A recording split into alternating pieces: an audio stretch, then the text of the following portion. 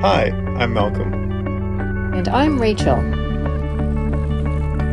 We're two Canadians living on our 39-foot mainship trawler, living an adventure of a lifetime. We invite you to follow along as we travel 6,000 miles through Canadian and U.S. waterways around America's Great Loop.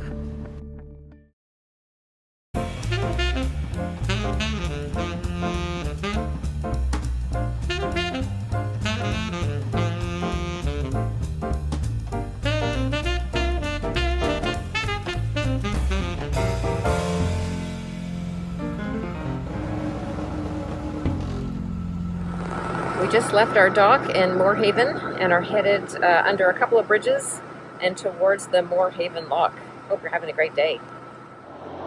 Good morning. Looking to do a quick shout out to a couple of viewers who have really spent a bit of time and gone above and beyond.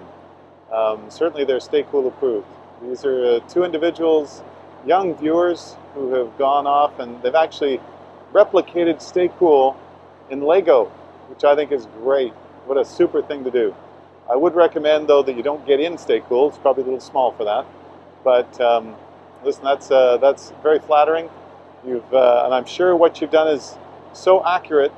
Certainly what we saw was very accurate to what Stay Cool looks like. So thank you for that. Keep coming along for the ride. Hopefully, over the next little while, as things start to melt up north, maybe you'll be able to get on your own Stay Cool. So thanks again, and keep viewing. There's more Stay Cool to come.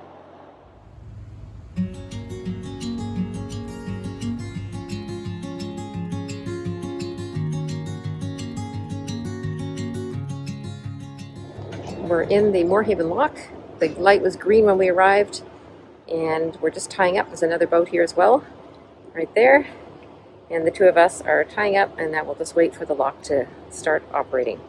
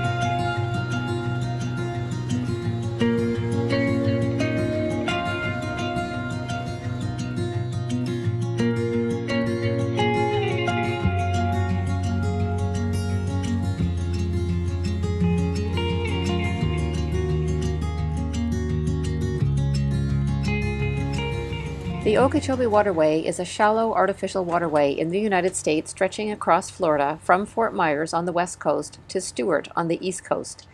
It can support vessels 50 feet wide and 250 feet long. The waterway includes the Caloosahatchee River to the west of the lake and the St. Lucie Canal east of the lake.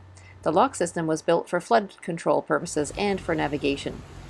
The navigable channel is maintained by the U.S. Army Corps of Engineers and is relatively shallow, but approximately 12 to 16 feet deep.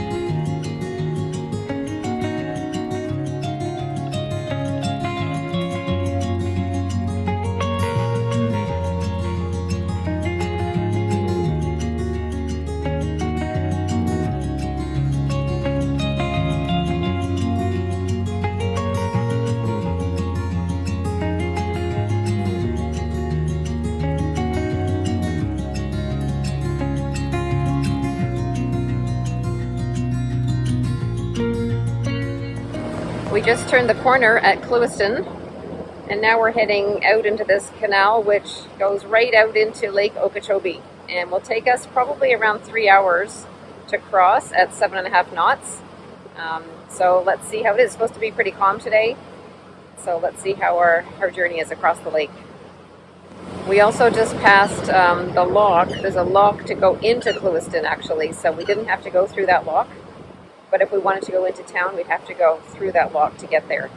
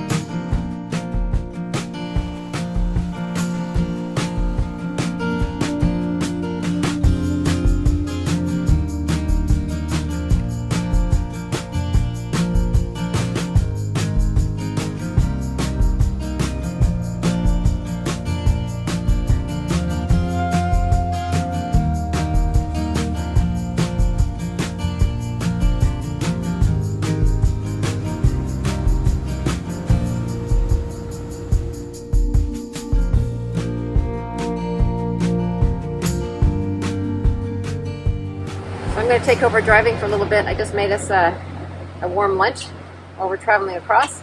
Malcolm is eating his lunch right there. Hello. And I'm going to eat after him. So I'm driving right now while he's eating lunch. And it's kind of a cloudy day, but it's actually not bad for driving across the lake. It doesn't feel too hot or too bright. And we're just coming up to a part now. We've been going very, very straight all this time. Malcolm had a police boat go by, or a sheriff boat go by.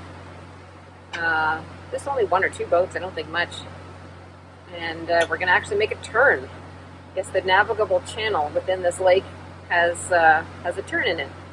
And right now under the boat we're seeing 8.5 feet. That's underneath of us, so it's about 12 feet deep, I guess, here. We're going about 7.7 knots, and I think we have at least 2 more hours to go. This reminds me a little bit of going across Lake Simcoe up in the Trent Severn Waterway. I think this lake is bigger though, a little bigger.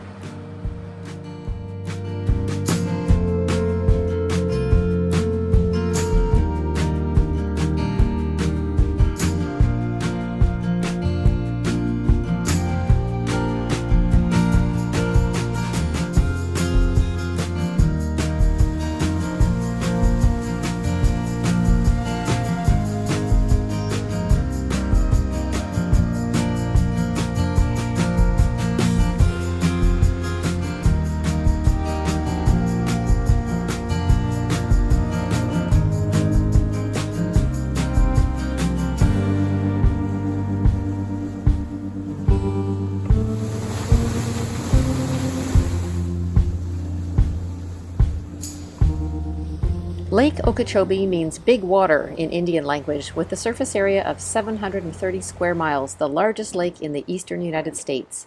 From the shoreline, the other side is not visible. Despite its size, the lake is shallow with an average depth of only 9 feet and the deepest spot only 12 feet.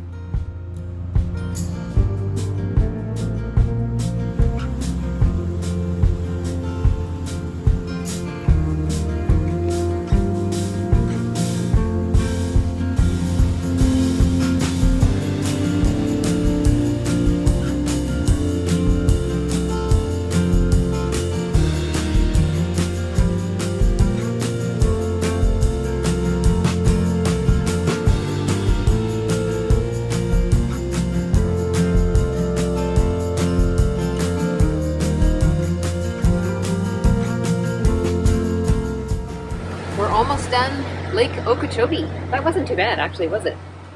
No, it was flat, it was long, shallow, but the weather was really nice. The water's calm. The water's calm, the wind is way down. So from what I understand, and again, we haven't done it, but when it gets wavy and windy, you can sometimes knock your bottom because, that sounds strange, you can actually knock the bottom of the boat because the water is so shallow that the wind and the waves will actually lift your boat up and then drop it. So I guess we're thankful that we have really nice weather and we took the opportunity to take it today. Yeah, it was a good day to do it today. It was. Very good day. Yeah, so we're approaching the lock now. The next lock, I think it's called Port Mayaca Lock, which is at the other end, the east end of the lake. And we just called the lockmaster, and he said we can't really call to request an opening until we're actually right there. So we'll call again when we get there, and hopefully it'll be on schedule for us. And in reality, I wasn't calling for an opening. I was just calling to see what the wait times were, because I know that when we're taking the locks in the rivers in Mississippi and Ohio, that if you call ahead, they can tell you whether or not they've got barges in the lock and how long it will be. But it sounds as though here, because it's largely just recreational, they just keep cycling them through. So it's not going to be very long. Even if we do have to wait a bit, it won't be very long. No. So we'll pull up to the arrival point, announce our arrival, and let's see if the lock's open. Yeah. You can see just behind me there's another boat that came up pretty quickly behind us. He's slowed down now, gone behind us. I guess he knows that we're headed for the lock. So I guess there'll be at least two of us going through in the next 20 minutes or so if the lock is open. And we'll carry on from there. It's been a really good day so far.